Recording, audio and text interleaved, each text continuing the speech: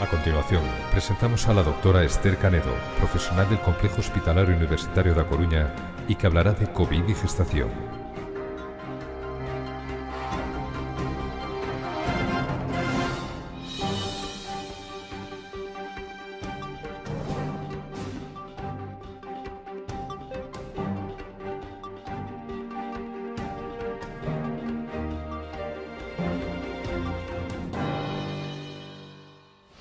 Hola, soy Esther Canedo, soy ginecóloga del Hospital de La Coruña.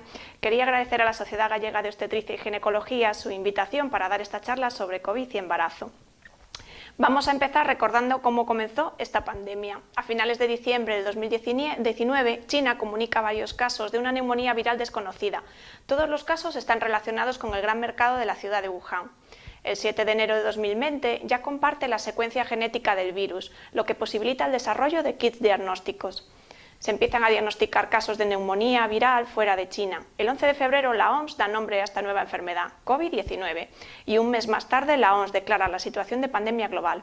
A finales del 2020 ya se autoriza la vacunación con Pfizer-BioNTech. La situación global a mediados de septiembre del 2021 son 219 millones de casos y 4,5 millones de muertes a causa del COVID. En España se han declarado casi 5 millones de casos y 86.000 fallecidos. Probablemente estos datos estén infraestimados, ya que existen dificultades en su notificación. Los alfacoronavirus y betacoronavirus infectan solo a mamíferos y normalmente son responsables de infecciones respiratorias y gastroenteritis en animales. Hasta la aparición del SARS-CoV-2 se habían descrito coronavirus como responsables de un número importante de infecciones leves del tracto respiratorio superior, con estacionalidad típicamente invernal. El SARS y el MERS son patógenos emergentes a partir de un reservorio animal, responsables de infecciones respiratorias graves, epidémicas y con gran repercusión internacional debido a su morbilidad y mortalidad. El SARS-CoV-2 es el séptimo coronavirus aislado y caracterizado, capaz de provocar infección en humanos. En cuanto a su origen, hay diversas especulaciones. Los negacionistas dicen que el virus no existe, otros hablan de virus chino. La hipótesis más plausible es que tiene un origen zoonótico. El análisis genético sugiere que el origen puede estar en virus que afectaban a murciélagos, porque al secuenciar el genoma de estos virus coincide en un 96% con el SARS-CoV-2. También se han encontrado similitudes del 90% con coronavirus que afectan a los pangolines malayos. La posibilidad de que haya sido un accidente de laboratorio está casi descartada, porque los primeros casos documentados no tenían ninguna relación con los trabajadores del laboratorio de Wuhan. La teoría de creación artificial y liberación deliberada del virus ha quedado descartada tras el análisis del genoma. Con la evidencia científica acumulada se considera que el virus puede transmitirse de persona a persona por diferentes vías, siendo la principal mediante el contacto, la inhalación de las gotas y aerosoles respiratorios emitidos por un enfermo. El riesgo de esta transmisión aumenta en la distancia corta, en entornos cerrados y concurridos, especialmente mal ventilados, y se realizan actividades que aumentan la generación de aerosoles, como hacer ejercicio físico, hablar alto, gritar, cantar. Con los métodos de limpieza recomendados y de desinfección, la transmisión mediante fomites es muy poco frecuente. El periodo de incubación del COVID es de 5 días. El tiempo medio desde el inicio de los síntomas hasta la recuperación es de 2 semanas en casos leves y 3 o 6 semanas en casos graves. El tiempo entre el inicio de los síntomas hasta la aparición de clínica grave, como la hipoxemia, es de 1 semana. Se han descrito multitud de casos de personas que refieren síntomas prolongados y recurrentes durante semanas o meses, lo que se ha denominado COVID-19 persistente o long COVID. La transmisión de la infección ocurre desde 2-3 días antes del inicio de los síntomas hasta 7 u 8 días después. En los casos más graves, esta transmisión sería más intensa y más duradera. Los síntomas más frecuentes son fiebre, tos, dolor de garganta, disnea, escalofríos, vómitos, diarrea. Además, se conocen otra cantidad de síntomas. Por ejemplo, el ojo seco, la visión borrosa, conjuntivitis, la obstrucción nasal, pérdida de olfato y del gusto.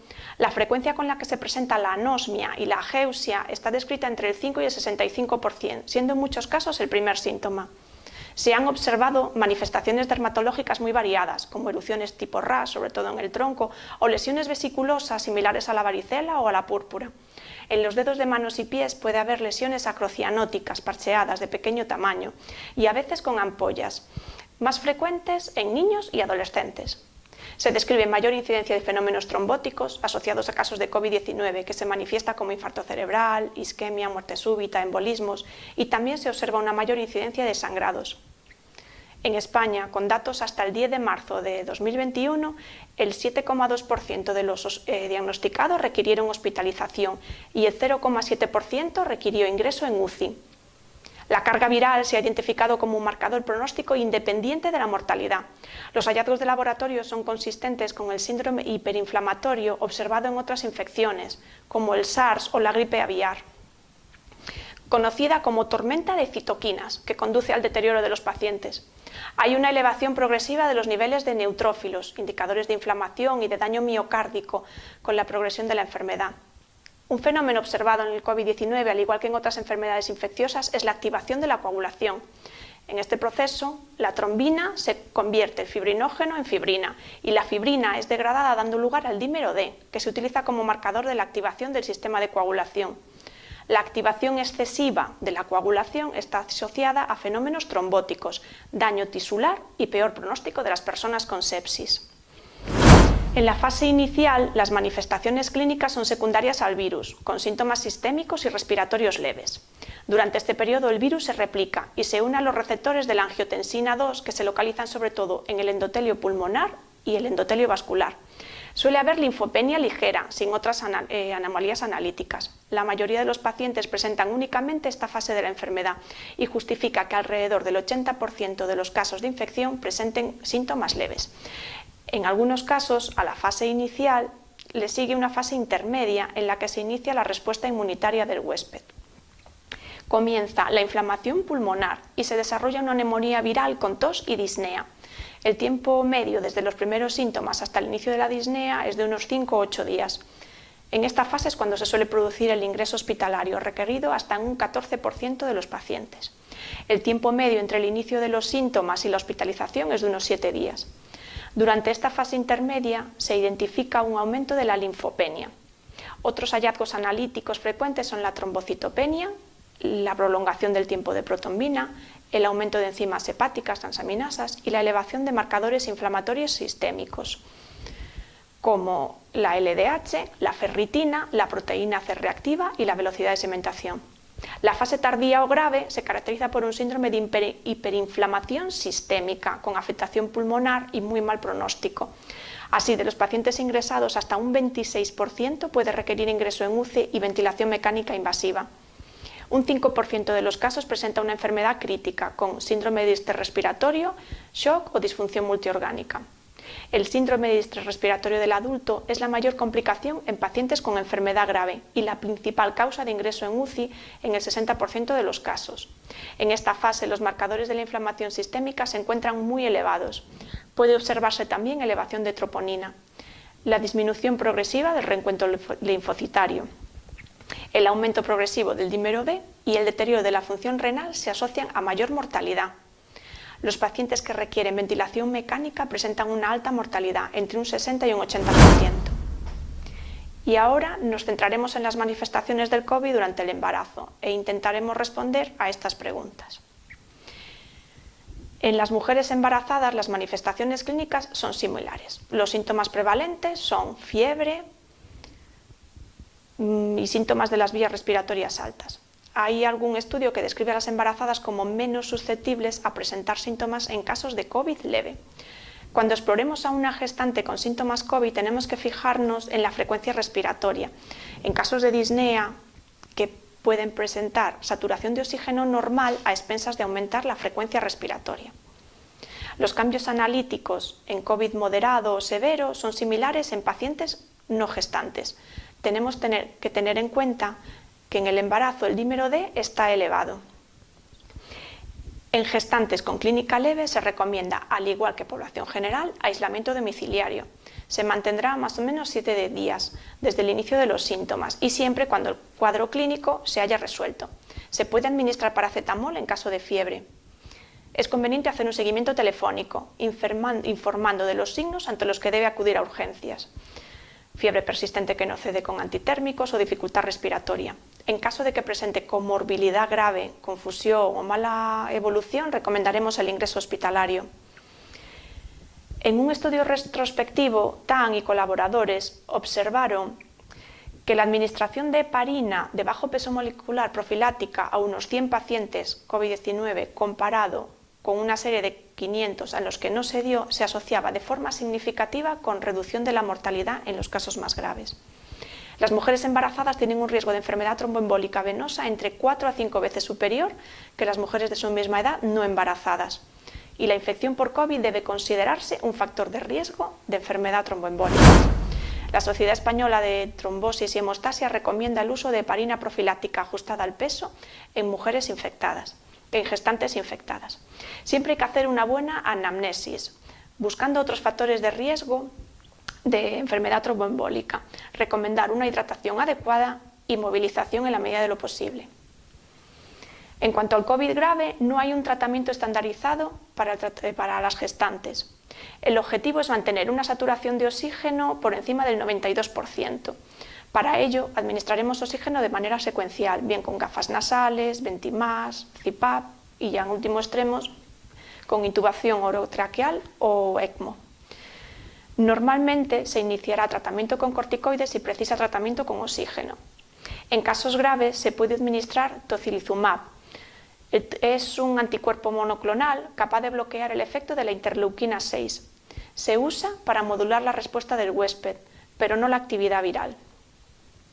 Es categoría C en el embarazo, pero hay series de casos descritas en las que no se reportan efectos adversos, ni fetales ni maternos. Un antivírico que también se usa es el Remdesivir. En principio se desarrolló para el tratamiento del ébola, pero se ha demostrado que tiene actividad in vitro frente al SARS-CoV-2, inhibe la replicación del virus. La Agencia Española del Medicamento recomienda el uso del Remdesivir en pacientes hospitalizados que requieran oxígeno, pero no que estén intubados con ventilación mecánica o en un ECMO. No se ha encontrado beneficio en pacientes con COVID leve o moderado y tampoco se ha encontrado beneficio si el tratamiento se prolonga durante más de 5 días. En España se puede acceder a tratamiento a través de ensayos clínicos autorizados o como acceso a medicamentos en situaciones especiales.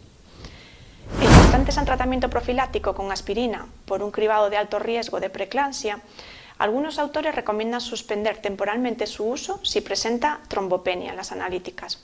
En casos de trombopenia severa con menos de 50.000 plaquetas también se recomienda suspender la heparina profiláctica. En casos de hemorragia posparto en COVID, en pacientes con COVID grave, tampoco se recomienda el uso de ácido tranexámico, al ser un fibrinolítico que puede aumentar el riesgo de tromboembolismo venoso en pacientes con hipercoagulabilidad. En gestantes con COVID grave también hay que evitar el uso de metergin. Puede usarse el sulfato de magnesio en gestantes que precisen bien como profilaxis de pródomos de eclampsia o neuroprofilaxis fetal. Hay que tener en cuenta que la vigilancia de signos de intoxicación como la bradipnea o la disminución de la saturación de oxígeno no son valorables en pacientes con ventilación asistida, por lo que deberemos ajustar dosis en función de la función renal. Si precisa maduración fetal y tratamiento con corticoides, se recomienda utilizar dexametasona intravenosa. El sistema de salud inglés recomienda la suplementación en embarazo con vitamina D, 400 unidades al día, especialmente en gestantes de piel oscura. Aunque no hay evidencia de que el déficit de vitamina C favorezca o agrave la infección, sí hay estudios observacionales que asocian su déficit a un COVID más grave. La gestación se asocia a un mayor riesgo de infección severa respecto a la población no gestante, especialmente en el tercer trimestre y cuando se asocian los siguientes factores de riesgo: la edad materna mayor de 35, un índice de masa corporal elevado, una hipertensión crónica y diabetes pregestacional. Otras comorbilidades a tener en cuenta son las enfermedades cardiopulmonares, enfermedades renales en estadios avanzados, inmunosupresión, como pueden ser pacientes trasplantadas, VIH con recuentos de CD4 bajos o tratamientos con inmunosupresores. También son factores de riesgo las minorías étnicas, en Estados Unidos sobre todo las mujeres hispanas. También son factor de riesgo las trabajadoras expuestas, como las sanitarias, y las gestantes con bajo nivel socioeconómico. El embarazo aumenta el riesgo de COVID grave, de ingreso en UCI, necesidad de soporte ventilatorio y muerte materna.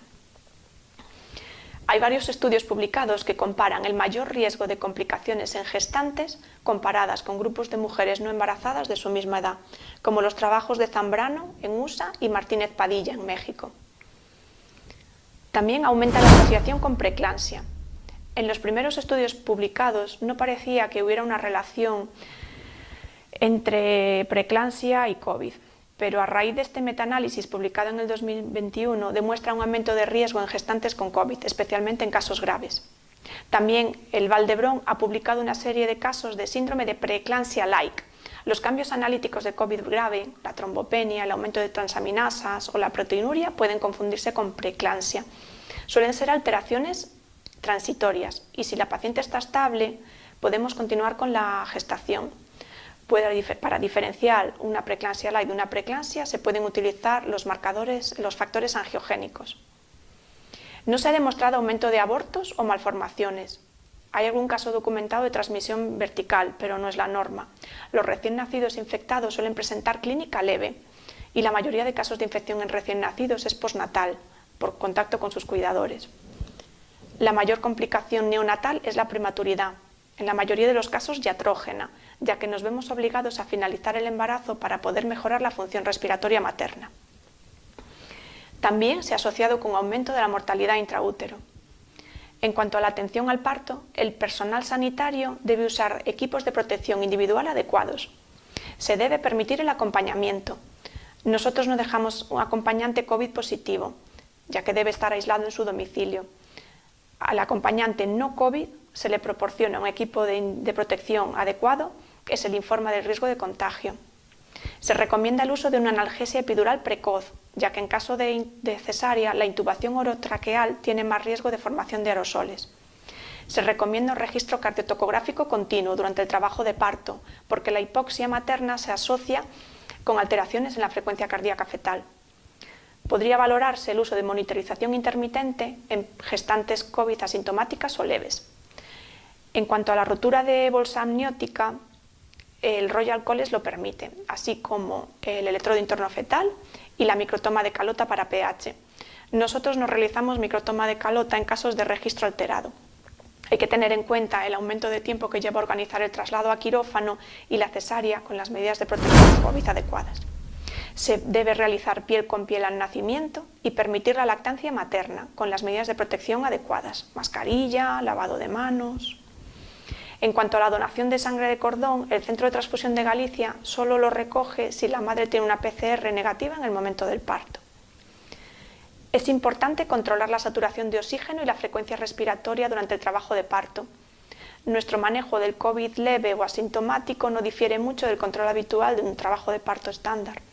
En gestantes con COVID grave, en nuestro centro hemos decidido parto por cesárea, aunque hay que tener en cuenta las condiciones obstétricas y el estado materno para decidir la vía de parto.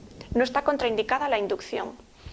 Nosotros nos encontramos con la dificultad de organizar una cesárea en la UCI, que en nuestro caso está ubicada en otro edificio, y trasladar también al equipo de pediatría y organizar el traslado del recién nacido prematuro. En cuanto al momento de finalización, en principio la infección por COVID no es indicación de finalizar el embarazo. En COVID grave es posible tener que adelantar la finalización para mejorar la respuesta al tratamiento materno. En COVID leve a término, más de 39 semanas, hay autores que recomiendan finalizar de inmediato, porque el riesgo de complicación grave se da sobre todo a partir de la primera semana. Otros autores recomiendan esperar a que la madre pase el periodo de aislamiento, unos 10 días, lo que permite una atención posterior al parto normal. Y por último, la vacunación. Se recomienda a todas las embarazadas en cualquier trimestre del embarazo. Hay que priorizar que las gestantes lleguen vacunadas a finales del segundo trimestre y principios del tercero, que es cuando más complicaciones tienen. Se recomiendan las vacunas de ARN, como las de Pfizer o Moderna. En caso de tener que administrar otra vacuna, como la de la difteria, se aconseja espaciarlas entre 7 y 10 días. Y a pesar de estar vacunadas, las embarazadas deben mantener las medidas de protección adecuadas, la distancia social, el uso de mascarilla, higiene de manos y evitar aglomeraciones. Espero que este resumen os haya servido para conocer un poco mejor las implicaciones del COVID durante el embarazo. Y muchísimas gracias a todos.